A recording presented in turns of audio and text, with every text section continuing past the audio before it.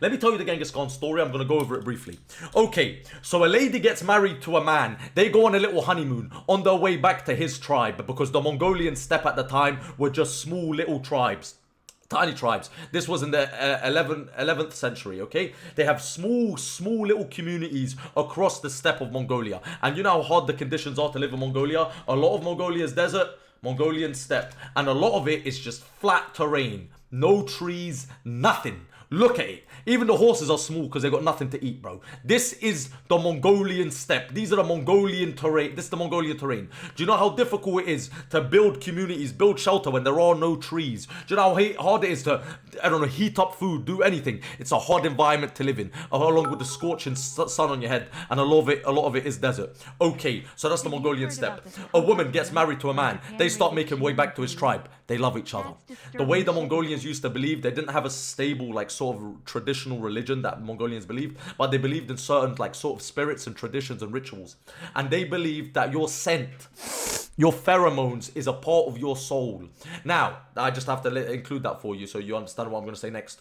A woman and a man go on their little honeymoon back to the guy's tribe to meet his family. While they're going, 3 hunters start shooting arrows at them. They see that this guy's wealthy. These hunters want something. Oh my God, that lady's looking kind of pretty. I want that lady for real. So one of them, starts chasing after them. They all 3 start chasing after them. The guy panics. He's like, oh my God. He starts galloping away on his horse, but they're faster and they're catching up slowly because there's 3 of them. They're cutting him off. The woman gets off the horse and says to the man she loves, that the man she's married, she says, listen, they're after me. If I stay behind, they'll come for me and you get to live on your own. And then she took off her garm that she had and handed it to him. And she said, please remember me by my scent, because they believed it was part of your soul. And then he gallops away like a pussy. Then this guy, this hunter, collects that lady, brings him back home. He's now got 2 wives because he already had a wife and a family back home. Guess what? This guy and that woman are Genghis Khan's father and mother. They end up giving, she ends up giving birth to their firstborn, which ends up being Genghis Khan. Now, this is the funny story. Genghis Khan grows up. I'm going to skip a lot of it just so I can get you to the T of where everything is. Genghis Khan grows up frail, like timid, scared. His dad hates that because his dad's like a warrior sort of guy and he's a bit of a gangster.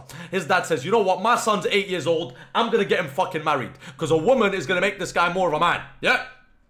The son's like, what? But I'm 8 years old. He says, I don't give a fuck. That's the minimum age that we can make you get married at in this country. Cool. He takes him to, he's traveling to another tribe. His mother said, can you at least get him married to someone from my tribe? Because that way he gets to know his extended family. And then he said, sure. Genghis Khan and his dad start marching. They stop at a village. They meet a family. They see a small girl. She's 8 years old as well. Genghis Khan and her start playing out in the flipping grass and terrain. The dad talks to the other dad and he says, listen, bro, they look like they're getting along. Is your daughter looking to marry? The girl's dad says, sure, but we're gonna need some dowry, like you're gonna have to pay me something. And then the dad said, listen, my son ain't worth shit. Listen, I'll tell you what we can do. He can work on your little farm in your little tribe for a year, and then that's it. That's enough. So, Genghis Khan's dad leaves him with this family. Genghis Khan starts working tirelessly, breaking his back on this farm, 8 years old. He finally turns 9. Guess what happens? His dad gets poisoned. His dad's killed, murdered, cold blood. Right, so now what happens? I'm going through the story as fast as I can. The girl's dad says, listen, you've done your job now. This is your dowry paid. Don't worry about it. Go check up on your family. Your mother's going to need you. He goes back. Guess what he finds out? His mother and his family, his brothers and sisters, are all getting left behind by the tribe because the tribe doesn't have worth for some children and a woman. You see what I'm saying? They've only got worth for warriors because that's all they do. They go around, pillage, and they steal, and they hunt, and they do all of this. They don't have time, so they start leaving them behind. Genghis Khan now, at 9 years old, because he's the oldest in his family, puts his whole family on his back, the same way I'm doing in all of my ranked games. And he starts hunting, fishing, whatever, foraging, finding food, and he starts feeding his family. 6 long years pass. 6 long years pass. Genghis Khan is now 16 years old, and he's a man of honor, a righteous man.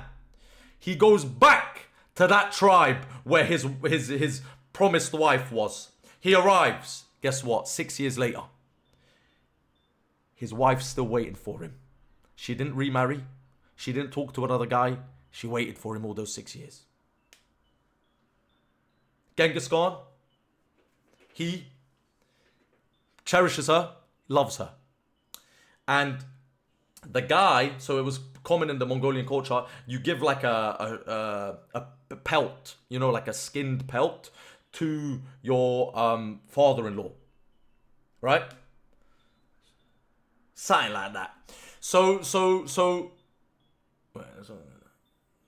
either way, yeah, Genghis Khan now wants to live a peaceful life, but he needs to be part of a tribe, a community. He goes to a Khan. A Khan is someone who owns like an army and a tribe, and he owns his own like facilities, yeah? He goes to a Khan, a great Khan, and he says to him, because this Khan was his dad's friend, he says, can you basically get me in a stable community and have me protected? The Khan says, listen, brother, you're like a son to me. Okay, forget all of that. I can give you an army of 10,000 men right now and you could be a warrior in my community. Genghis Khan looks around, licks his lips and says, sorry, sir, I'm not that kind of a guy. I like to live on the low key. Would you mind just letting me live on a farm somewhere with my family and have your men protect me, and that's it? The guy says, of course, you're like a son to me. Okay. Genghis Khan goes. He lives with his wife. His mum's there. His family's there. This is what ends up happening. In the middle of the night, a tribe comes in. 300 men on horseback, some of them on foot, and they start raiding this whole fucking village. Do you understand? And it's 300 men ripping through this village. Genghis Khan goes around, checks up on his mum, gets his mum out of there, his brothers, his sisters. He's getting them all out of there. Okay, they finally got out. These people are raiding and pillaging this whole village. He runs into a forest somewhere, small like shrubberies and jungle leaves. I'm assuming it's something like small like this. He's running away, he runs away, he hides. Oh my God, everyone's here. Nice. My mum's here, my sisters, my brothers. Where's my wife? What? No. No. No! No! No! No! Genghis Khan stays in that shrubbery jungle area for 3 days. I think it was 4 days. The moment he comes out, his eyes change. He's a different man now.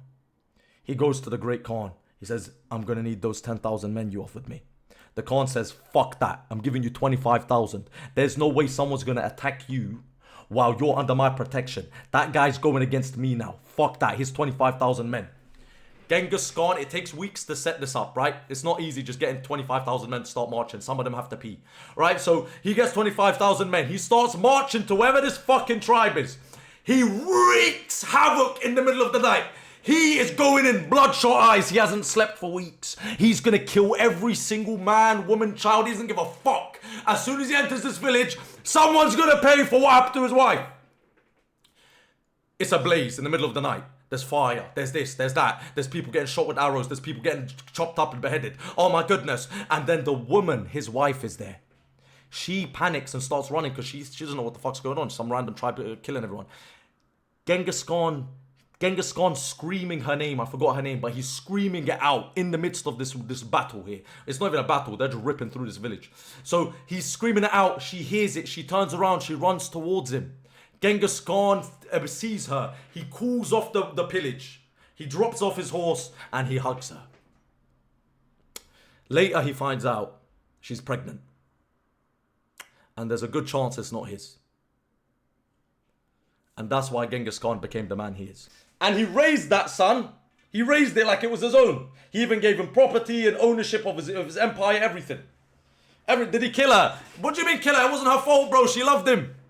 But the thing is, it was the people that raided him were the people that his mum's husband's tribe were from.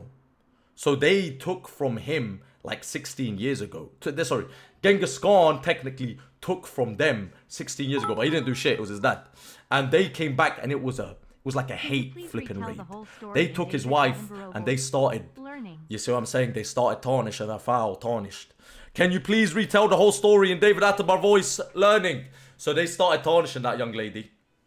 And then, yeah, she gave birth to a son that wasn't his. That was still his wife. He still treated the son like it was his. And then he became the crazy maniac. And I'll be honest with you, chat.